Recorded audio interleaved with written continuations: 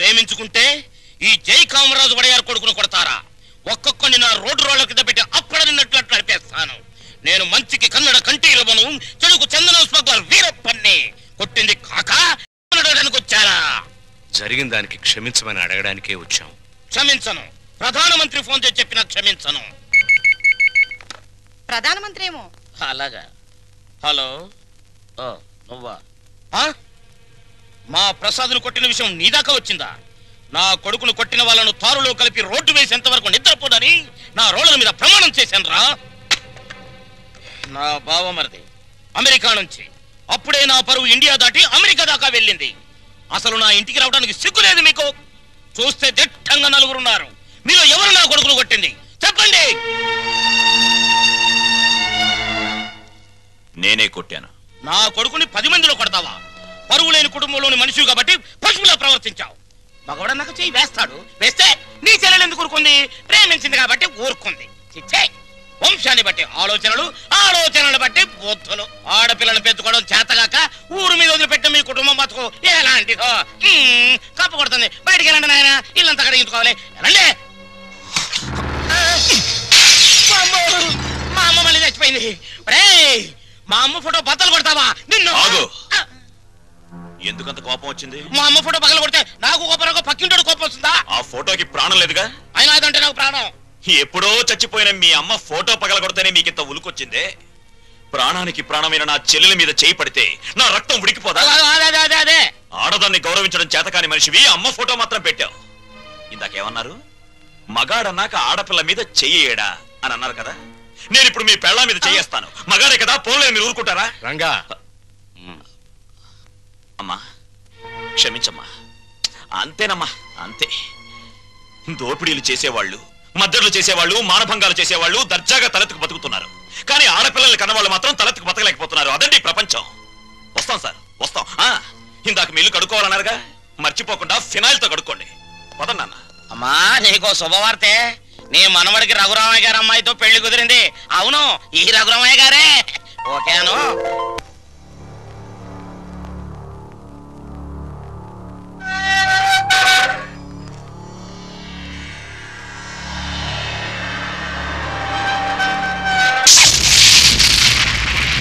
నేను ఇవాళ జైల్లోంచి విడుదలై వస్తున్నాను తెలుసు కూడా వెల్కమ్ చెప్పడానికి ఎందుకు రాలేదే?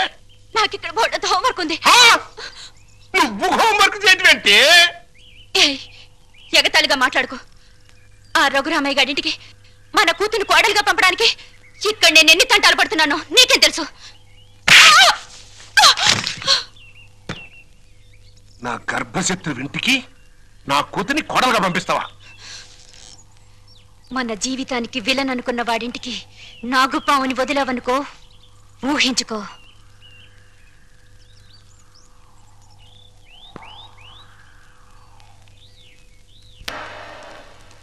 నాన్నగారు, తమ్ముడు చదువుతున్న కాలేజీ ప్రిన్సిపాల్ గారు మీకు ఈ లెటర్ పంపించారు.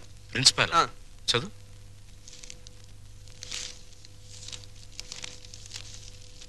గౌరవనీయులైన రఘురామయ్య గారికి నమస్కారములు.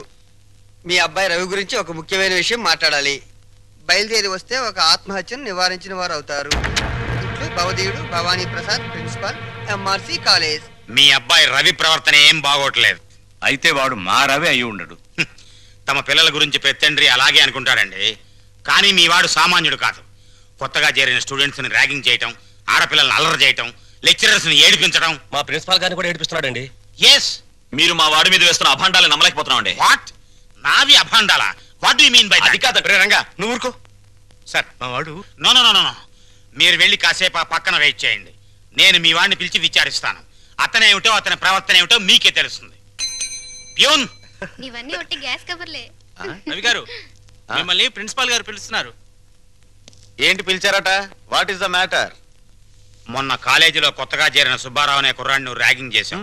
ఫలితంగా అతని కాలు విరిగిపోయింది. దానికి నీ సమాధానం ఏంటి? పుత్తూరు వెళ్ళి కట్టించుకోమనండి. కొత్తగా కాలేజీకి వచ్చిన వాళ్ళని ర్యాగింగ్ చేయటం పాత రోజుల నుంచి వస్తున్న ఆచారం. దానికి ఇప్పుడు విచారణ ఏంటండి నా బొంద? ఆ కుర్రాడి సంగతి అలా ఉంచు. రాణి అనే అమ్మాయితో నువ్వు తిరగటం అందరికీ తెలుసు. ఆ అమ్మాయి జీవితాన్ని నువ్వు నాశనం చేశావు. ఆ పెళ్లి ఇప్పుడు గర్భవతి.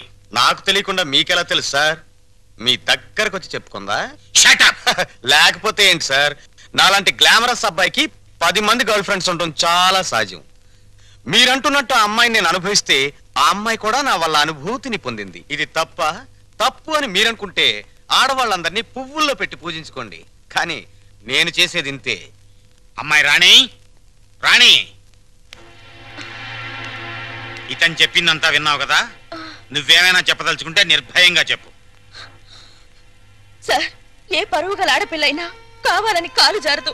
ప్రేమించిన వాడు తనే సర్వస్వాన్ని నమ్మించినప్పుడు విచక్షణ పోవచ్చు. నన్నంత నమ్మించి దుర్మార్గానికి హద్దులు ఉండవని నిరూపించాడు ఈ మహానుభావుడు. ఊరుకో అమ్మా, ఊరుకో. ఆ అమ్మాయి అభిప్రాయం నీ అభిప్రాయం తెలుసుకున్నాను. ఇంకా మీ అమ్మా నాన్నల అభిప్రాయం తెలుసుకోవాలనుకుంటే మా ఇంటికి వెళ్ళండి. వాళ్ళు మన క్యారెక్టర్ కి యూ సర్టిఫికెట్ ఇస్తారు. అక్కర్లేదు. రఘురామయ్య గారు, దయచేయండి. విన్నారా మీ అబ్బాయి మాటలు? అమ్మా, నువ్వు అమ్మాయి పక్కన నిలబడు. చెల్లి, నువ్వు కూడా. రేయ్, ఇప్పటి వరకు నువ్వు ఆడదాని గురించి మాట్లాడిన మాటలు తిరిగి ఒక్కసారి మాట్లాడు. అమ్మా చెల్లి కూడా ఆడవలేరా? మాట్లాడు. అమ్మా చెల్లి దానిలా ప్రవర్తించే మనుషులు కాదు. అవునవును, అటువంటి పవిత్రమైన ఇంట్లో దుర్వాసన కొట్టే మాటలతోనూ చేతలతోనూ నువ్వు ఒక్కడే పుట్టుకొచ్చావు. ఆ అమ్మాయిని ఏం చేద్దాం అనుకుంటున్నావు? అది కాదు నాన్న, నేను ఆ అమ్మాయిని అనిపించిన మాట నిజం. కానీ బ్రాతలుగా భావించి అనిపించాను. నిజంగా ప్రేమించుంటే ఆ అమ్మాయి తల్లి ఎవరు, తండ్రి ఎవరు, సంప్రదాయం ఏంటి అని తెలుసుకున్నాను కదా. అయినా ఆఫ్టర్ ఆల్ దాని గురించి ఆలోచిస్తారేంటి నాన్న? ఆ అమ్మాయిని పెళ్లి చేసుకుంటావా లేదా? అది కాదన్నయ్య. నోరు మీరే దుర్మార్గుడా. ఆ పిల్లకి అన్యాయం చేయకన్నయ్య. ఈ పెళ్లి జరగకపోతే అందరం కలిసి నీ అంతు చూస్తాం. నీతో పాటు మేము చేస్తాం. చెప్పరా? చెప్పు చెప్పు చెప్పు. సరే, దండలు తెప్పించండి.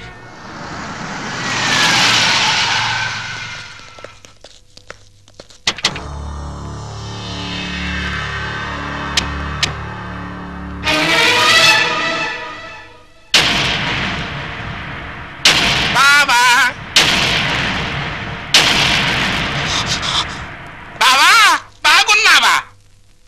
ఇంకా బాగోలే. ఆ పిల్లరా నీ కొత్త కోళ్ళం? ఆ పిల్ల ఎవరో కనుక్కో చూద్దాం. నీ వేలు విడవని మేనకోళ్ళం అంటే నీ సొంత చెల్లెలు సవితికి కూతురు. ఈ నా కీపే నీ కొత్త కోడలకి జన్మభూమి. నీకు గుర్తుందా? అప్పుడప్పుడప్పుడప్పుడు నా ముఖం మీద నా కొడుకు చేత తుపుక్కు నుమ్మే ఇచ్చావు. ఇప్పుడు నీకు గుర్తొచ్చి ఉంటుందిలే. ఆ ఉమ్ము అప్పుడే తుడుచుకుంటే పోయింది. కానీ ఇప్పుడు నీ మొహం మీద పడబోయి ఉమ్ము లైఫ్ బాయ్ సబ్బుతో తోవుకున్నా లైఫ్ లాంగ్ సరిగిపోకుండా పర్మనెంట్ గా ఫిక్స్ అయిపోద్ది. అరవబకరా నా కొడక. బైక్ లేకుండానే మీ ఫ్యామిలీ అఫేర్ అంతా ఊరంతా తెలిసిపోద్ది. చూడు, ఇయాల నుంచి నా కూతురు జెండా మీ ఇంటి మీద ఎగురుతా ఉంటుందన్నమాట. ఎప్పుడు ఎగరటం మానేస్తాం అప్పుడు జెండా ఎత్తేస్తాం. ఈ గవర్నమెంట్ కూలిపోద్ది. బావా, గడ్డిని తగలబెడటానికి పెద్ద దివిటి అక్కర్లా, చిన్న అగ్గిపుల్ల చాలు. ఆ అగ్గిపుల్లే నీ కోడలు నా కూతురు అన్నమాట. ఈ రోజు నుంచి ది ఎండ్. కార్డు పడేంత వరకు నా డైరెక్షన్ లో ఇవ్వబోయే కొత్త ట్విస్ట్ అన్నమాట. వచ్చిన పని అయిపోయింది, ఇంకొస్తా అన్నట్టు డాక్టర్. నా సన్ ఇన్ లాని లాక్రమే ఆశీర్వాదం తీసుకుని కానీ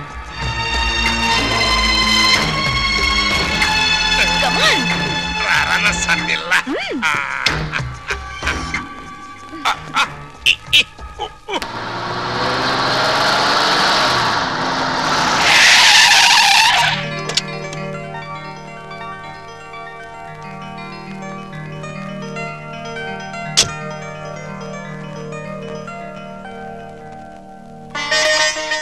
మరి నా ఆడపడుచు లాంఛనమో?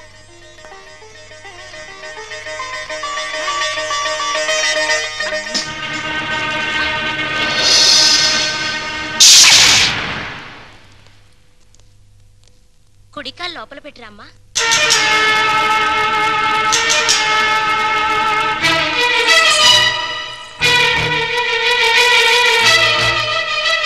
కాదు, కుడికాలు. కీప్ లెఫ్ట్ అన్నారు పోలీసోళ్ళు.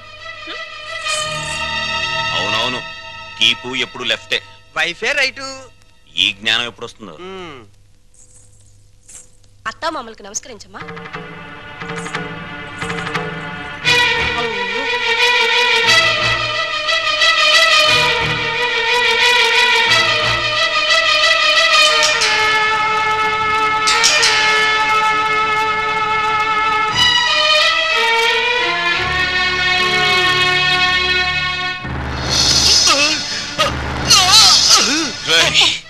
నీకు ఈ ఇంట్లో ఎవరు అన్యాయం చేశారని మా అందరికి ఇంత ద్రోహం చేశావురా? రాణి ఎవరో ముందు నాకు తెలీదు. తెలిసిన తర్వాత ఆ అమ్మాయి లేకుండా నేను బతకలేని తెలిసింది. నన్ను చంపినా సరే నేను మాత్రం రాణినే. నువ్వు ఈ ఇంట్లో ఎందరినో ఏడిపించాల్సిన డ్యూటీ బోలెడ్ ఎంత ఉంది. ఏడుపుని ఇక్కడ వేసి చేయకు, వెళ్ళు. అది కదన్నయ్య. ఈ గొలుసు పెట్టుకో. ఎలాగో గదిలోకి వెళ్ళగానే విప్పదీసేదేగా, అంత మాత్రానికి ఇంత బరువు పట్టుచారు ఎందుకండి? ఏ శుభకార్యమైనా సాంప్రదాయ సిద్ధంగా జరిగితే అది మాకు ముందే జరిగిపోయిందిగా. గడ్డిని తగలబెడటానికి పెద్ద దివిటి అక్కర్లా, చిన్న అగ్గి పుల్ల చాలు. ఆ అగ్గి పుల్లే నీ కోడలు నా కూతురు అన్నమాట.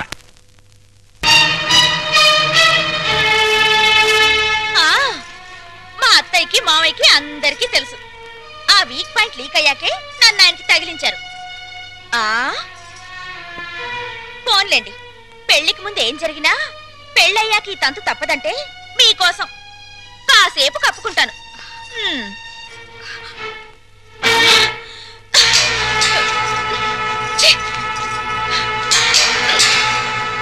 మీరందరూ పోండి.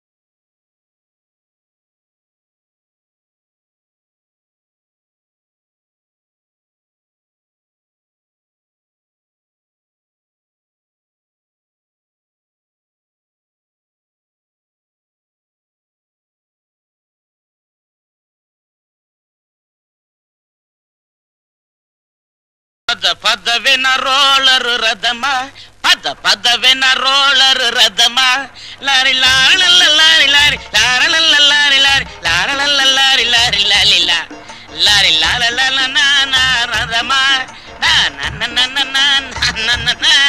ఏమండి పెళ్లి నాటికైనా చేరతావా దీంట్లో? పెళ్లికెళ్తూ కూడా ఈ రోలర్ మీద ఏంటి నాన్న? ఎంచక్క కారులో వెళ్ళొచ్చు కదా. ఓరి యదవా, ఇది అచ్చొచ్చిన రోలరు. 30 ఏళ్ల క్రితం మీ అమ్మని తగిలించుకోవడానికి విజయవాడ నుండి శ్రీకాకుళం వరకు ఈ రోలర్ మీదే వెళ్ళానురా. వచ్చారులేండి, ముహూర్తం అయిపోయిన 3 నెలలకు వచ్చారు. ఆ ముహూర్తానికి మా అక్కకు పెళ్లి అయిపోయి నేను బుక్ అయిపోయాను. సెటప్ అయిపో. నన్నేమనంటే అప్పుడం అయిపోతావే అన్నవరనుకుంటున్నావే. జై కామరాజు వడయార్ అంటే మైసూర్ రాజేష్ ఆఖరి వంశం అన్నమాట. ఆ తాతలంతా ఏనుగులు ఎక్కారే. ఏనుగులు అయితే మేత బొక్కని ఏనుగుల మేసిన నీ రోలర్ మెయింటైన్ చేస్తున్నాను. పిచ్చిదానా. రోలర్ రథ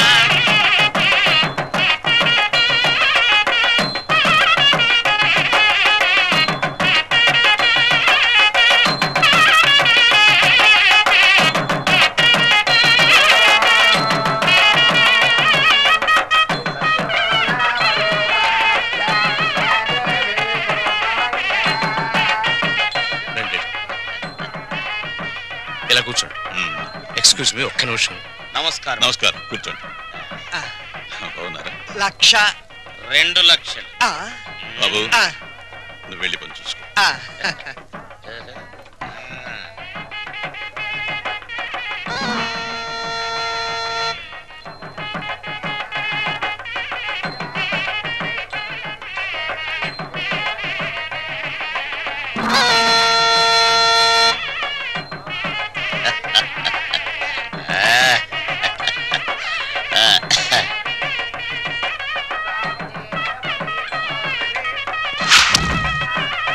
తీసుకోండి.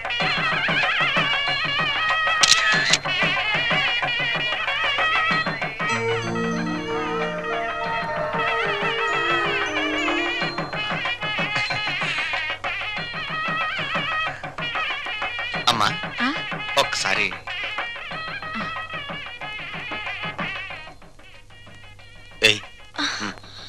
అరే లేమ్మా, ఏమిట్రా ఇది?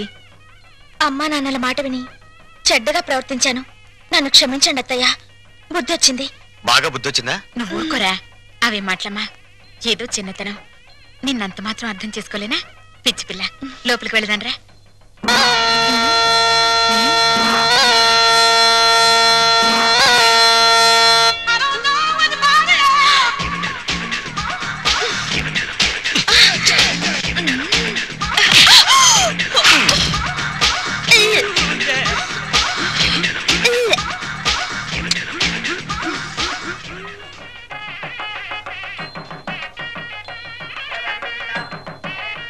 అత్తయ్య, ఏమైందమ్మా? తప్పుల మీద తప్పులు చేసి మావయ్య గారి మొహం చూడాలంటేనే నాకు తల తీసేసినట్టుంది. రాణి, నాకు రంగ అసలు వరుస కన్నయ్య, మరో వరుసకి బావా. ఇప్పుడు ఆయన ఏమని పిలవాలి? రంగా అని పిలువమ్మా. ఆహా,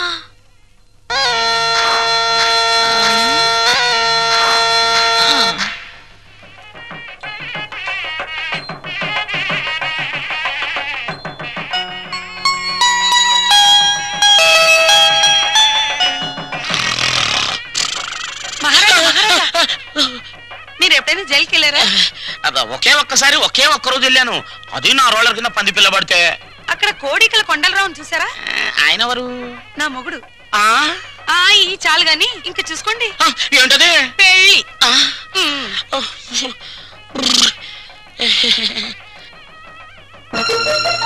అత్తయ్య, మళ్ళీ ఏమిటమ్మా?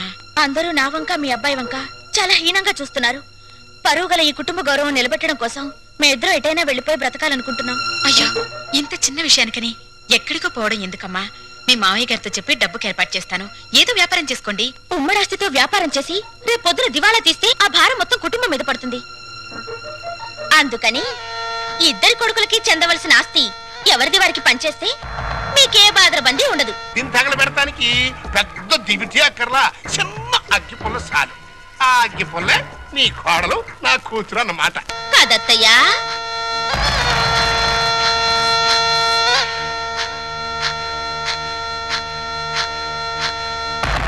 ఈ కొడుకులిద్దరూ దేవాలయంలో గబ్బిలాయిలన్నమాట.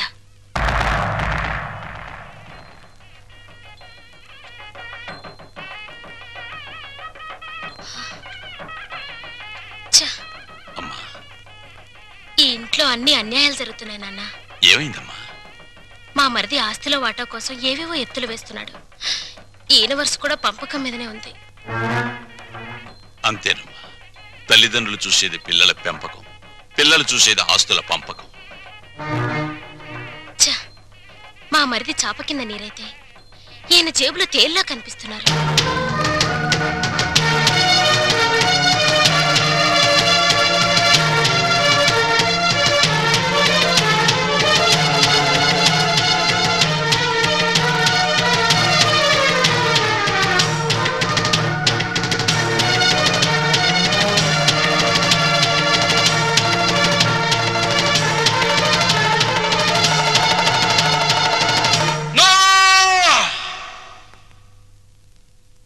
ఏమయ్యా రఘురామయ్య, మీసాలొచ్చాక కొడుకుల్ని దూరంగా ఉంచాలి, పెళ్ళాలొచ్చాక అంటరాని వాళ్ళుగా చూడాలి. అది చేతకాక నా కొడుకులు, నా బిడ్డలు, నా సంతానం అని పట్టు కూర్చుంటే వాళ్ళు మాత్రం ఎంతకాలం ఊరుకోగలరయ్యా? పాపం అమాయకులు కాబట్టి, పెళ్ళాల పైట చెంగుల్ని పాము పడగలడుకుని భయపడే పసిపిల్లలు కాబట్టి ఇన్నాళ్ళు ఆగారు. ఇప్పుడు అడుగుతున్నారు. అడిగితే కాదనడానికి నువ్వెవరివయ్యా? పంచు ఆస్తుల్ని. రంగా, నువ్వు కూడా పెద్దోడు చిన్నోడు చెప్పిందే కరెక్ట్ అంటున్నాను. చెప్పింది చేసి నీ పెద్దరికం కాపాడుకో. రంగా, నువ్వు వాళ్ళతో చేరి నన్ను వెన్నుపోటు పొడుస్తావురా? పెద్ద వాళ్ళకే తప్పట్లేదు వెన్నుపోట్లు, నువ్వెంత? ఇప్పుడు నువ్వు ఆస్తి పంచకపోతే రేపు నీ కొడుకుల మాటల పోట్లు, కోడల చేతి పోట్లు, కోర్టుల నోటీస్ పోట్లు అన్ని పోట్లే, జాగ్రత్త. రంగా, ఒకటిగా కలుసున్నప్పుడు ఆస్తి పంపకాలు ఎందుకురా? అమ్మా, ఈ చేతి వేళ్లున్నాయి, ఇవి అన్నం కలుపుకోవడానికి, తినడానికి, కడుక్కోవడానికి కలిసి ఉంటాయి. తిన్నాక వేటికవే నీకు నువ్వే నాకు నేనే అని మళ్ళీ దూరం అవుతాయి. నీ శరీరంలోని భాగాలే ఒకటిగా ఉండనప్పుడు నీ కడుపులో పుట్టిన బిడ్డలు మాత్రం ఒకటిగా ఎలా ఉంటారు? ఎందుకు ఉండాలి? రంగా, ఎందుకురా అందరూ కలిసి ఆయన్ని చిత్రహింస చేస్తున్నారు? అమ్మా, చిన్న కొడవలు ఆపేసి భోజనానికి రండి. ఏ విషయం తేలేదాకా మేమెవరం భోజనాలు చెయ్యం. రండి.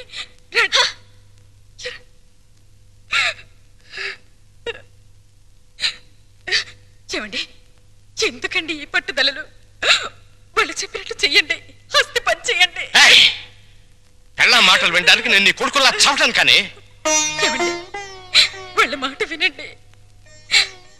మనకు పెళ్ళయ్యాక నేను అడిగి మొదటి కోరిక, చివరి కోరిక ఇదేనండి. ఆస్తి పంచలేదన్న కోపంతో రేపు నేను చచ్చాక నాకు తలకొరవ పెట్టకపోతే అది ఎంత బాధో ఆలోచించండి. వాళ్ళు మనిషిని, నువ్వు మనసుని చంపుతున్నారే. వద్దు, నాకు దరిద్రం వద్దు. అందరూ వినండి, నేను నా ఆస్తిని నా కొడుకులకి పంచుతున్నాను. నిజానికి నా ఆస్తిని 3 భాగాలు చేయాలి. 2 భాగాలు నా కొడుకులకి, 1 భాగం నాకు, నా భార్యకి. పేపర్లు తెచ్చుకోండి, ఈ ఆస్తి మొత్తం పంచేస్తాను. కానీ ఒక్క విషయం, నా భాగం కూడా నా కొడుకులిద్దరికి దానం చేస్తున్నాను. ఎందుకో తెలుసా? వాళ్ళు ఆస్తి లేకపోతే బతకలేని చవటలు గనక. నాన్న, మీ భాగం పంచడానికి వీల్లేదు. అది నా ఇష్టం రా. ఆవేశంలో తొందరపడుతున్నావు. బతికున్నంత కాలం బిడ్డలపై ఆధారపడి ఉండాలి. కాకి కెంగిలి విసురుతారు, కుక్క కన్నం పెడతారు గాని ఆస్తి లేని తల్లిదండ్రులకు ఖాళీ కంచ కూడా వాసం చూపించరు. ఏరా, ఇప్పుడు నీతులు చెప్తున్నావా? ఇందాక నాకు, ఇప్పుడు నా కొడుకులకి వెన్నుపోటు పొడుస్తున్నావా? రే, పంపకాలు పూర్తయ్యేదాకా నువ్వు లోపలికి వస్తే నువ్వు చంపుకు తినంత ఒట్టు. పో బయటికి.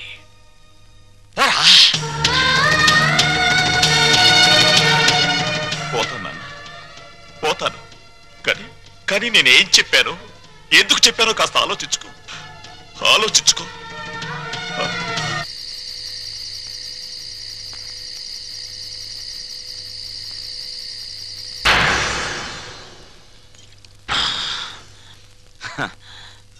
మందుకు పుట్టిన బిడ్డలు బ్రాండీ, విస్కీ, రమ్ము, జిన్ను, సారా, బీరు ఇవేవి తాగినా వచ్చేది ఒక్కటే, కిక్కు.